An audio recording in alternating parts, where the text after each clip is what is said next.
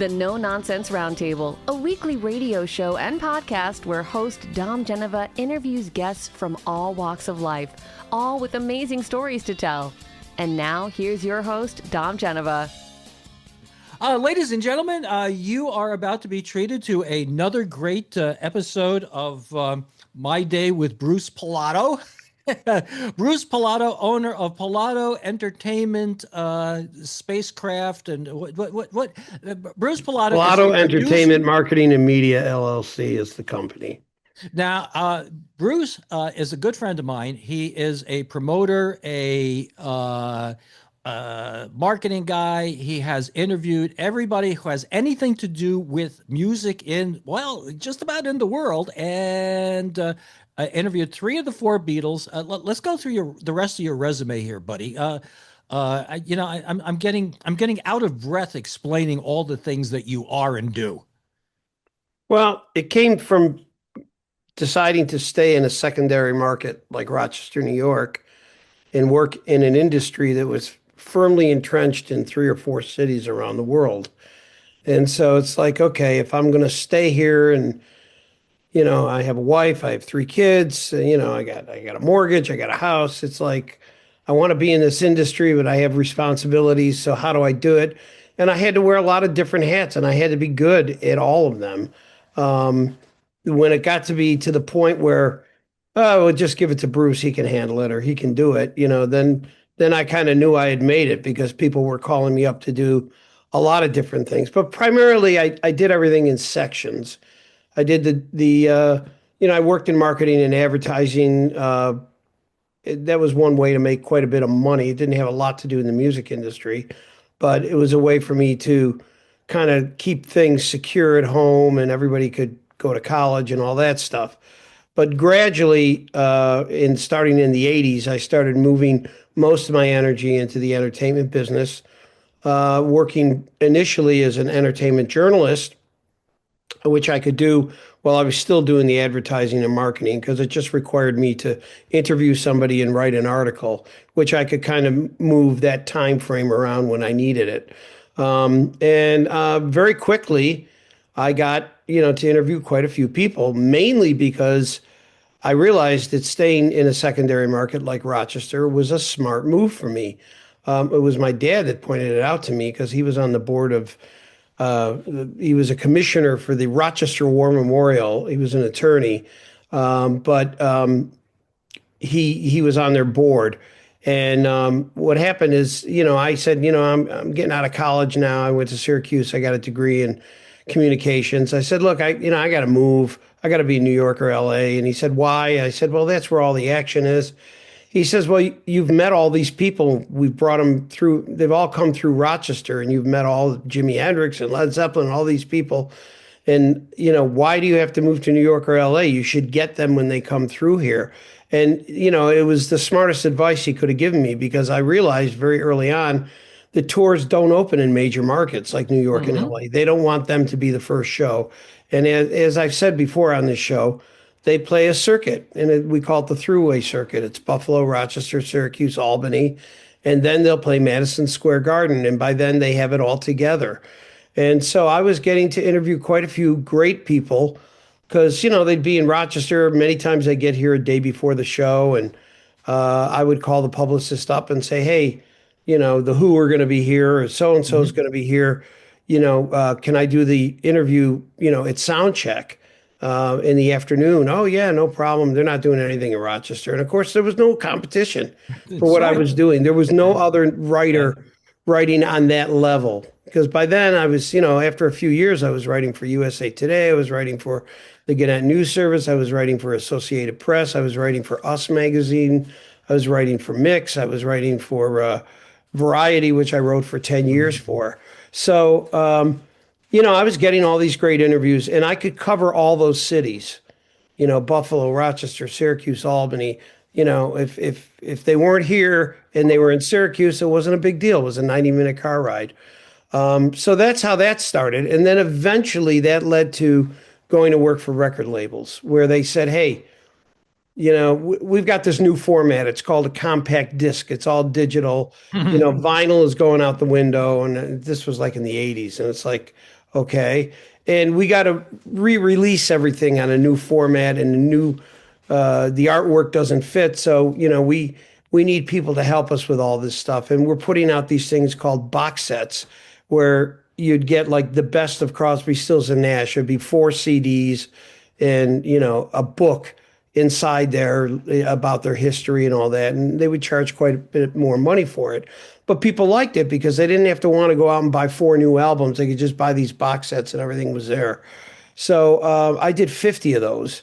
I did Cher, I did the Village People, I did, oh my God, I can't think of all the people I worked on. So many great groups. And by then, a couple of them came to me and said, "Hey, you know a lot about music. We need somebody to help us with our management. Would you like to get involved?" And that led to being an artist manager. And eventually, when my kids were kind of getting out of college and I had most of my major expenses behind me, I just made the plunge. I said, I'm going full time into this, and that's what I'm going to do. And I'm going to stay here. Because one of the things I did is the groups I managed, I brought them here to rehearse. These are bands from England. I said, why are you rehearsing in LA? You're paying like $300 a night for Mm. hotel rooms and everything.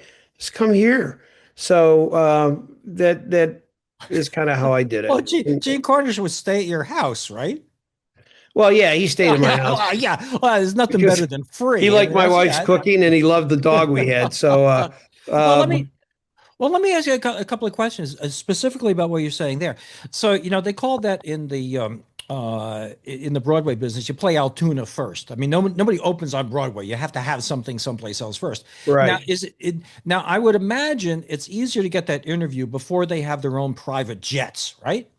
But that Yeah. probably leads you. Now, let me finish the question. But that probably leads you to the point when they do have their private jets, you can talk to them because they remember you. Is that sort of what happens? Well, that started at Syracuse. I did a lot of interviews and I started my career there and I started writing for professional music magazines while I was still in college.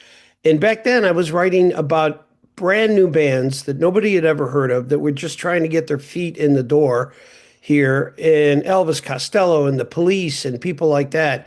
And I would like hang out with them and I would say, "Oh, well, where's a good place we can get breakfast?" And, "Oh, there's a place called the such and such. Let me take you over there."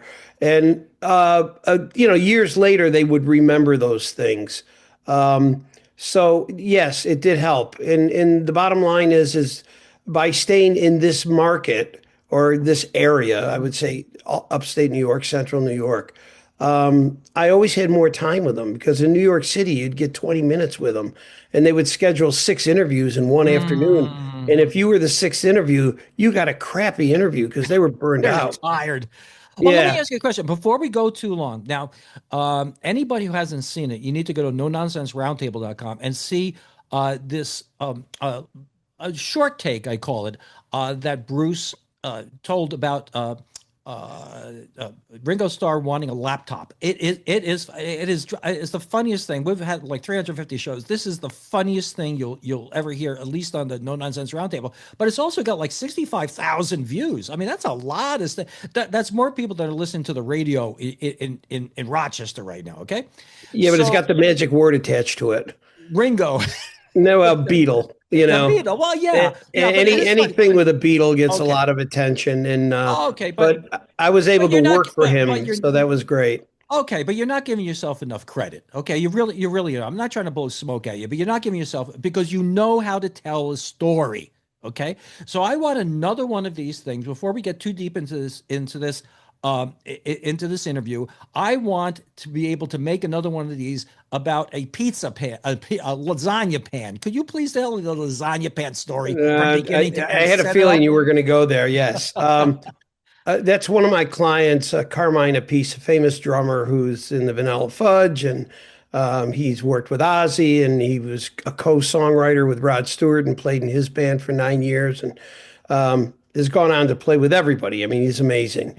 And but his biggest success probably was the time he spent with Rod Stewart because it was right at the very height of Rod's career when he was, had Blondes Have More Fun and all those big albums he had. And what happened is I'm getting these stories now because I'm writing a book, which I've been working on for many, many years, and it's hopefully going to be done this year. Uh, but I've been getting a lot of great road stories from these guys. And in the case of this particular story, he had a brother that worked at the record plant in New York City, Vinny Appice, who went on to be the drummer in Black Sabbath and has worked with a lot of famous people as well. But he was working in the studio and he was just, the T-boy or he would turn on the tape machines and turn them off, that kind of thing. Well, he showed up for work one day and he was pulled aside and he said, "Look, we got somebody special in here. You can't tell anybody. Just come to work, do your job, go home, and don't bother him. Don't ask him a lot of questions." He said, "Okay, who is it?" He goes, "It's John Lennon." So John Lennon came to the record plant, and it was when this period where he was just getting ready to kind of get back into the music industry, and so he was recording, with various musicians in New York, and Vinny Appice was just kind of staying out of the way and doing whatever they needed. Well, one day John Lennon walked up to him and said, "Look, I'm doing this song and I need hand claps. Do you know any people you can have come down and just give us hand claps on certain parts of the songs?" He said, "Yeah." He goes, I'm in a band and they were rehearsing in one of the other rooms. I could just have them come. Oh, yeah, bring them over. So anyways, they came over, they did the hand claps. I think it was for Whatever Gets You Through the Night, which was a big song he did.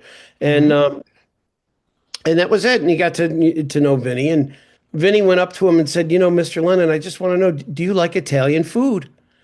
And he goes, "Oh God, I love Italian food. Are you kidding me?" He goes, "Whenever I can get it." He goes, "My mother, who's right from Italy, makes the best lasagna you'll ever eat." He goes, "Really?" He goes, "Yeah. Would you like me to bring some for the session tomorrow?" He goes, "Oh my God, that would be great." So he brings this pan of lasagna that his mother made, right? And they went in the break room and they had it. And he goes, "Oh my God, this is amazing. This is so good." He goes, I can't eat any more than what I've eaten on this." He goes, "Look, take the whole pan home with you. It's okay. Put it in your refrigerator. You can heat it up. It'll taste just as good tomorrow." So John Lennon, after the session, leaves with the pan of lasagna, goes home.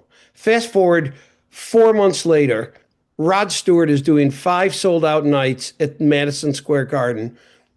Carmine Appice is playing with him. And Vinny was invited to the show, and so were Carmine and Vinny's parents, his mother and his father. They were invited to the show. They were on the guest list. And there was a party backstage after the last night at the Garden. So everybody piles into this room for this after show party. And who walks in but John and Yoko, right? So, they're talking to Rod Stewart and everything. And finally, Carmine had met him, and said, "My parents are here. They would love to meet you. Would you mind if I bring them over to say hello?" He said, "No, absolutely not a problem. Bring them over." So they brought the mother over to meet John Lennon backstage at Madison Square Garden. And Vinny was there, and he said, "Mr. Lennon, this is my mother. She made that lasagna. Remember, I brought in some lasagna when you were recording a few months ago?" Well, Lennon couldn't say enough good about this food.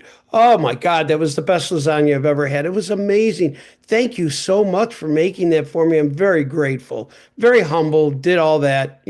Perfect way to meet a Beatle, right?" And the mother looks at him and she goes, "Oh, I'm so glad you liked it. It makes me feel good that I made something that you liked. I appreciate that." She goes, "But I do have one question." And John Lennon said, "Yeah, what's that?" She goes, "Could I have my pan back?" I mean, she goes, "That's my favorite pan to make lasagna in. I would really like it back." And of course, Lennon sat there with his mouth open, probably didn't even know where the pan was. That's a true story. And you run into a lot of those kinds of stories when you're in this business, you Yeah. know? Yeah, the thing is that you have a great way of telling this story though too. But the pizza pan, the lasagna pan though, that's sacred to a nona. I mean, Oh yeah. that probably could have been generations that pan's been there. But that is you have my pan. Now, did he have the pan? I've got to ask Carmine that. I think he said, "Yeah, I'll get it back to you," and it never got back to him. But there's another John Lennon story, which is actually not as funny, but it's just as interesting. You may have heard of the group Cheap Trick, famous band, a lot of hits, right? Yeah. "I Want You to Want Me" and all those songs they had. So when Lennon was making Double Fantasy, the last album he released before he died, and he was again recording in New York City because he lived at the Dakota down there. Um, he has to bring in various people, and he asked two of the guys from Cheap Trick to come and play on a song called "I'm Losing You," which was Hmm. the guitar player, Rick Nielsen, and the drummer, Bunny Carlos. So they come and they play on this session for Lennon. Of course, it's the opportunity of a lifetime for any musician to work with a Beatle.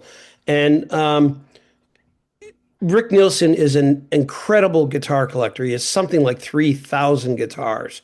I mean, Wow. just he has a whole building full of guitars. So, anyways, he brought a couple of different guitars to the session, and there was this one very rare guitar that John Lennon saw and goes, "Oh my God, can I try that out?" He said, "This guitar is amazing. Could I play this guitar on the track?" He said, "Yeah, yeah, go ahead." He goes, "Why don't you, use it on the album? When the album's done, just call me up and I'll come and get it." So this very rare guitar, John Lennon used it on the album, played on it. Um, and of course, a few days later, or I'm sorry, a few months later, as soon as when the album came out, we lost John Lennon. He was murdered. Okay. So now Rick Nielsen says, I got to get my guitar back. That's like a really expensive guitar. Hmm. So he reaches out to John's people, primarily the guy who worked for Yoko, and said, I brought a guitar to this session several months ago. I told John he could borrow it and use it as much as he wanted and just to call me when he was done with it. And, I didn't expect this to happen, but, now I've got to get that guitar back because it's one of the three or four rarest guitars in my collection. And they said, well, we'll talk to Yoko. And Yoko said, I don't know anything about it. John never mentioned it. How do I know you're not just taking one of his guitars? Mm. And he had to end up suing her to get the guitar back. Really? Yeah, Wow. yeah. So that's Well, you're right. that's the story he told me. He That's did get it back, but he went through a lot of rigmarole to get it back. yeah. What your original story about him and the laptop's funnier. Yeah. Well, I didn't. I said it wasn't going to be funny, but I just thought it was an I interesting. know. I'm all We were you're a on good John Lennon stories. you're a good friend. I'm just teasing you. I'm just so now I'm going to give you a softball, okay? Because you're working with this young woman now, Sydney Irving, and she is all of that. Wow. I mean, let's tell everybody about Sydney. She came on the show once, impressive as all heck. We did have Italian food here though, didn't we? Wasn't it bolognese sauce or Yes, something? you did make food for us. Yeah, I That's did true. make food for you. So, Tom is so a great cook, folks. well, Um, what we'll do is I'm going to play some of her music here. Either now or okay. at the end of your interview, so people hear exactly what we're talking about. But she is all that. I mean, she is great. Now you're doing a tour with her, right? I mean, soon, Well, now or the connection with Sydney Irving is that was almost the greatest mistake of my career, um, because I almost wasn't going to work with her. And what happened is I'll give you the short version. She had a guy who was her guitar teacher when she was a young girl, 14, 15. I think he taught her for several years. And he used to sell records on the side. He was a retired music teacher from the school district in Syracuse. And I went to a big antique fair in near Madison. Where was that place? Madison? Boutonville, New York. And there were like 1,200 dealers there, antique dealers and everything else. And there are a lot of people there selling records. And he was one of them. And I go in there and I'm looking through all the records and I start pulling out Emerson, Lake and Palmer and Asia records because I manage both those bands. And I like to buy the old original vinyl because I can get them autographed. We sell them at the shows and they bring mm, in a pretty good amount of money. So he came up to me, he said, "Boy, you're buying a lot of the same record." And I said, "Well, that's because, we sell them at the shows." And he goes, "Who are you?" I told him who I was. I gave him my business card. And I said, "I manage these guys." Okay. 2 years later, my phone rings and I normally don't answer it if I don't know who it is, but something told me 315 area code. I knew it was Syracuse. I said, I better see who it is. So I answer it and I said, "Hello." And the first thing out of his mouth was, "You don't remember me." I said, "Okay." Whenever somebody says that to me, I mm, know I'm about to waste 20 minutes on the phone. But anyways, mm, he told me who he was and I vaguely remembered the situation. And he said, "Look, there's this young girl I've been teaching guitar. You got to hear this. She just did this record on her own, and it's amazing. It's just a great record, great songs." And I said, "Hey, you know what? Thanks a lot, but I'm too busy. I'm managing 5 bands now. They're all international platinum artists, and and I teach at a couple of schools. I'm just too busy. I don't have time for anything else or anyone else." He goes, "No, but really, you got to listen to her. She's great." I said, "I'm sure she's great, but I get this phone call once a week from somebody else every week, and I just have to say no, because everybody wants to be in this business." He goes, "Well, listen, she lives in Syracuse. If she was willing to come to Rochester, would you sit down with her for a half an hour and just talk to her and maybe give her a pep talk?" I said, "All right, I can't. I have a hard time saying no to things like that." So she and her mother came. She was 21 at the time. She just turned 21. She and her mother came, and we met at a Starbucks. And in the meantime, I said, "Have her send me 3 songs and a picture." And I got that before she showed up, and I listened to it, and I was blown away. I Hmm. said, "Wow, this girl's got something here. Very talented." So I met with her and the mother, and I said, "Look, I explained what's involved in it, and she had been also very successful because she was at home during the COVID years, couldn't go to school because of the pandemic, and just wrote songs and did her schooling on a computer from home."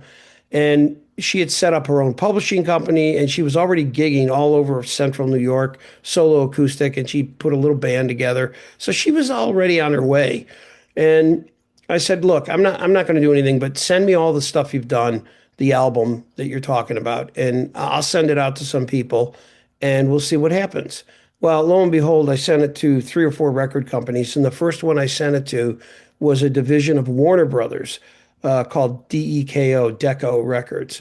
And I had another artist on the label. I knew the president and everything. Anyways, I sent him the thing. I said, "Hey, this young girl's got a pretty good record. You guys should sign this girl. I think she's talented." It wasn't even 5 minutes after I sent it. They called me up, maybe 7 minutes after Hmm. I sent them the recordings, and they said, "Don't go to anybody else. We're signing her."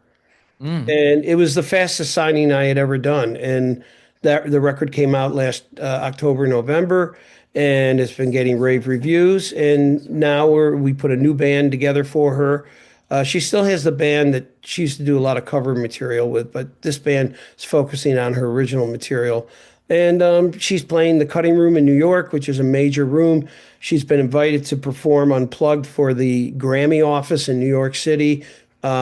She's going to be at a big club in Philadelphia, and it's really going well. We're really excited about it. There's a lot of interest in her.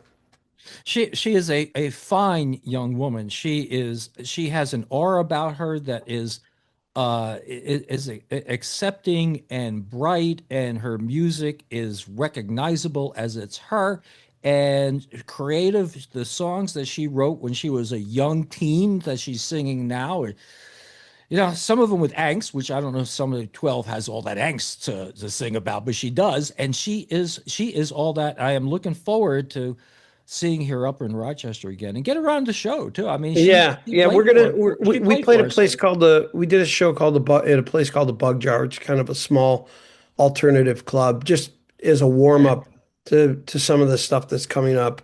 I'm also putting her on some shows with some of my established artists, yeah. because that's a way for her to get in front of a lot of people. Um, but the problem with all this is that trying to break a new artist is very expensive.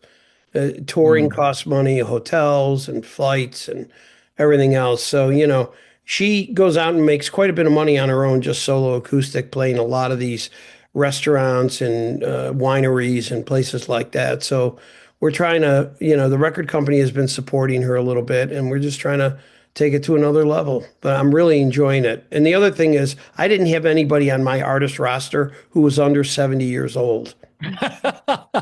Because they're all classic rock guys.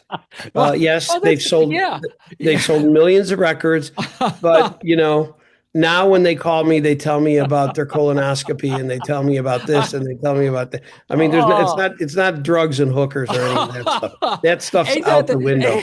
ain't that the truth? So I'm at a visitor industry committee or whatever meeting yesterday, and the gal from the gal and her boss is there from Don's Original, right?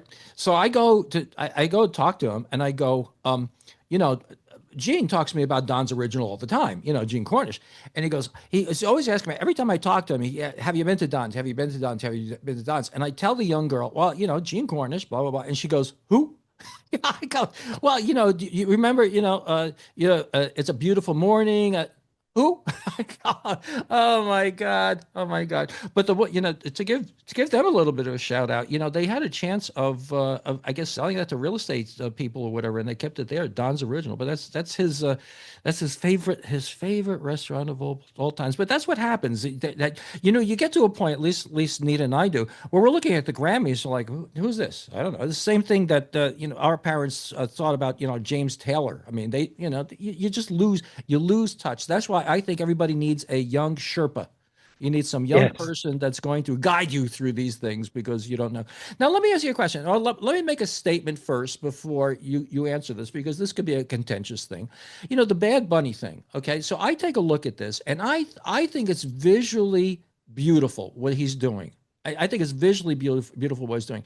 I don't know what he's singing. I don't know what he's singing, and I feel like I was being told a story there that if they closed captioned it or they let you know what was going on, I would have enjoyed it so much more. I mean, what is your feeling? What is your feeling about that? You Well, probably don't want to I go on a was limb with that because it's entertainment, but I was at the Grammys. I'm a voting member, as you know, of the Recording Academy, and I've been involved with the Grammys since the early 90s. In fact, I think I've been 35 out of the last 35 Grammys. I've been to, I think, 34 of them or 30, you know, I mean, I wow. missed one or two. That was it. And that was only because of COVID. Um, you know, I don't get it with him. I think Ricky Martin, when he had that famous, nobody knew who he was. He got up, he sang that Viva La Rocca or whatever that song was. He had that huge hit. La Vida Roca, was it? La Vida, Yeah, yeah, whatever. yeah, whatever, I yeah. mean that was a life-changing performance. I mean, nobody who knew who this guy was, and it was like, oh my God, the next day he was a superstar. Bad Bunny's huge. In fact, he's going to have the highest grossing tour of the year, most likely. Um, and it's because, you know, there's a lot of people who speak Spanish around the world. Um, I was impressed with the way the Grammys were presented. I'm not so crazy about all the artists that won, but I mean, that's hard to do live television the way they did that. And they did the same thing for the Super Bowl. That's what really impresses me is how they could pull off what he pulled off in that Super Bowl, you know, going from Yeah. one group of people to another group of people. They had to really, really rehearse that and get the camera shots down and Oh, all that kind of absolutely. stuff. As far Yeah. as the music, I personally feel they should have split it in half. They should have had an English speaking act for Mhm. half of it, and he should have done the other half. And they usually do that. They usually have multiple people in during the halftime show. But, you know, that's the way it went down, You and know, it was yeah. timely with Well, the what's thing going is, on. you know, it's sort of like looking at a, like at a Picasso painting or something. What are you saying here? You know, it's like if I knew what he was saying, I could enjoy it more, even if I didn't really pay that much attention to the music. But I don't know what he was trying to communicate. He's going from here to here to here to here. The wedding, I understood. Okay, I understood that somebody's Yeah. getting married. You know, I understood the rice. You know, the sugarcane fields. I got that. You know, they have that. You know, and the rest of that, I have no idea. There's a taco stand, and he's talking to the taco guy. I have no idea. Visually, it was amazing, but I guess you're. I mean, we're talking about communicating. You know, like what are you communicating if you can't hear? If it's music and you can't hear it, and I feel the same way about rap. It's not. I don't have any problem with rap. It's that when you have a Super Bowl event and somebody is rapping, I have no idea. I have no idea what they're saying. So Well, it's just now one of you those know what things, it's you know. like for the billions of people around the world that, you know, for years were exposed to English speaking artists, and that's how Mhm. they got popular music. Um, you know, what's happened now, it's become a global industry. And a Yeah. lot of that has to do with the fact that the physical record industry has changed. Right, right, right, And right, right, right. and you Yeah. know, the thing of it is, you know, you were kind of stuck with, well, I'm going to go in a certain store, whether it be here in America or somewhere in Africa or whatever, and you were limited to what was there. Now Hmm. you can get music from all over the world. It'll come into your phone and you can hear it. You know, I have foreign exchange students and they're not listening to English speaking artists. They're listening to the artists from the country they come from. So, you know, I guess we just have to understand that music does bring people together, and we got to figure out a way, to make that get out of the weird situation that the world is in right now, which is very divided. Okay, here's an off the wall question. You collect stuff, okay? What is the most sentimental or value, not monetarily valuable, but what is the one thing that you have that you really cherish above everything else? Because Bruce is a heck of a collector of music memorabilia. Well, my wife just gave me a look and waved, so I'm supposed to say my wife, but I don't collect No, no, she's wives. not. She's not collectible. I I know, mean, I know what you're saying. Wow, how did she's right that's a there? You tough hear question. That's a the tough. voice you hear in the background is his handler. Okay. Yeah, yeah. Yeah. Okay. Go No, ahead. I have the little Voice Master record player that my parents had in their living room when I was a little boy. Ah. And when they had to go into an assisted living kind of thing, me and my brother and my sister got the stuff out of the house that we wanted, and that was the only thing I wanted. Mhm. I used to sit in front of it for hours and hours and hours. We had three TV stations back then, but with the exception of the Flintstones and some of those shows, I didn't watch much television. There was not a lot of youth culture stuff, especially if you were under teenage years. Mhm. We had a unique situation. I talk about this in my book. We lived across the street from a guy that had one of these American graffiti type drive-in restaurants, and it was right across the street from Kodak Park on Ridge Road, and it was called Cavell's. And he had a jukebox in there, and I had a sister and a brother that were older, and he had one kid that had no interest in music whatsoever. So he had to swap out the records every 30 days. And what would happen is, they had to buy those records, and then they had to buy the new ones coming in. They were billed for those. So he would bring a bag of records home to my father once a month. And Hmm. it was the Everly Brothers and, Little Richard and all these, ones that were, I was born in 56. So it was all the stuff happening in the late 50s, early 60s. And I was just fascinated with it. I just sat in front of that record player. My mother said she could be cooking for hours and just look over and know that I was there. Hmm. And I just sat there and I couldn't read, right? Because I was too young. I was like 3 or 4 years old. Mhm. Uh, but I knew every record because I had memorized the record labels. Okay. So, if it was a big red label with like a little antenna that was Columbia Records, oh, well, Hmm. that would have been so and so. And so I was introduced to pop music very early on. And that record player was my life for many, many, many years. And when it came time to get rid of it, I said, no, that's coming with me. And I'm seriously thinking about putting that on the cover of the book. Ah, that's great. That's a great story. Everybody has one of those things that reminds them of their childhood. They just cherish it and whatever. I think that's a question I'm going to start asking people. I usually ask you what you wanted to do when you're 10 years old, but you're doing it. So. Well, I've got a lot of great memorabilia that was given to me over the years in the business. And I have a personal letter from one of the Rolling Stones because I found out he loved vaudeville music. And I have a huge collection of, Really? yeah, I have a huge collection of videos and films. And I was doing film reviews as well. And Hmm. of course, a massive record collection. So for, 30 years, I got everything mailed to me because I was writing for USA Today and places like that. And I was fascinated with popular music from 1900 forward. Okay, Hmm. so the 20s, the roaring 20s was the beginning of jazz. It was, Louis Armstrong and a lot of that stuff going on coming out of New Orleans. So the bass player in the Rolling Stones, Bill Wyman, I did an interview with him and we were going back and forth. And I said, well, what do you like to listen to?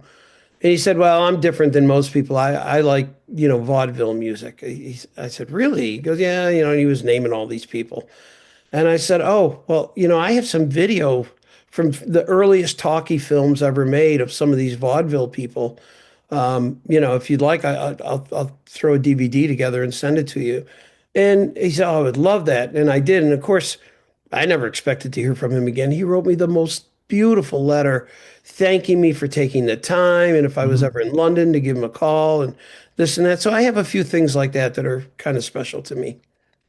Yeah, makes me think of Cab Calloway, another guy who was a Rochester guy.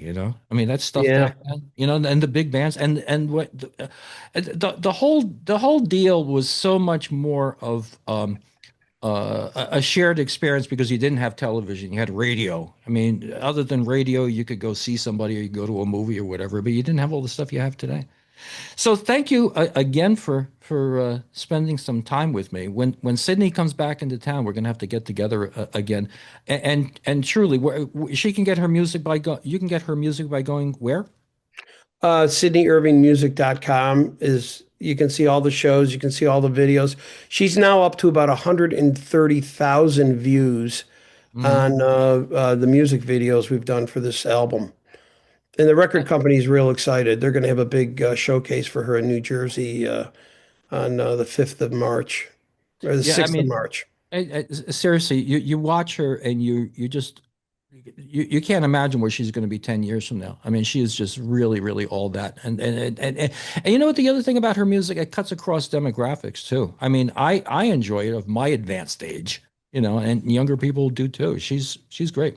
Well, one person in the industry called her a young, vibrant woman with an old soul, which I Yeah, thought was a pretty yeah, good way to, because she's writing songs about, yeah, there's a lot of relationship songs, but it's not just, I want yeah. you, you broke up with me and all that. It's like, um, No, you no, the know, one song, if all I can do is be near to you, that's good, like good enough for me. Just I know we can't be together, but as long as I'm near to you in your sphere, whatever it is, a beautiful song, beautiful lyrics, and some of this stuff I know it's really, she's writing these things of angst when she's 12 years old. She hasn't really experienced this yet, but she's able to communicate that in her music. Very outstanding. So, thank you for what you do. Thank you for being a friend. Thank you for tolerating me. Thank you for eating my food. And you're well, and I should he's be thanking you for the food. Um, well, but anyways, yeah, we appreciate yeah. it. And we're going to get Sydney back here in Rochester. I'm going to try to get her opening for a bigger act, and I'll definitely have her on your show, and that'll be a lot of fun. And Oh yeah, still she's doing Emerson, Lake and Palmer, and yeah. Asia, and all those other guys. So Oh God, I love ELP. I mean that's just that's just great stuff. That's just great stuff. Okay, well, we'll see you the next time, and maybe clam sauce the next time. Okay. yeah. All right. Okay. Well, All thank right. you for having me. Thank you. It's Okay. always fun to talk to you. See you Okay. later. Bye See you bye. later. Thanks for listening. You can find our previous shows at nononsenseroundtable.com. Don't forget to like and subscribe, and we'll make more.